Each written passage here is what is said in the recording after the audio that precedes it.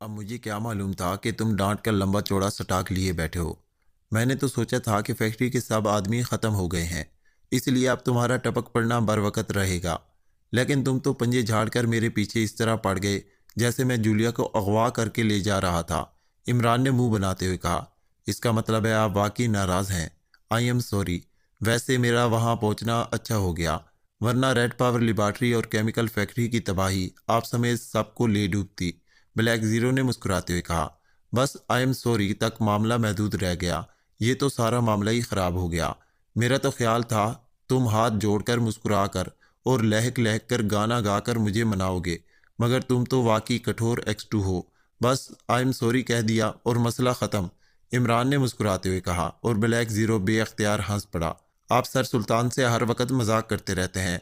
उनसे पता तो चल जाता कि मसला क्या है, जो वो इतनी एमरजेंसी में बुला रहे हैं।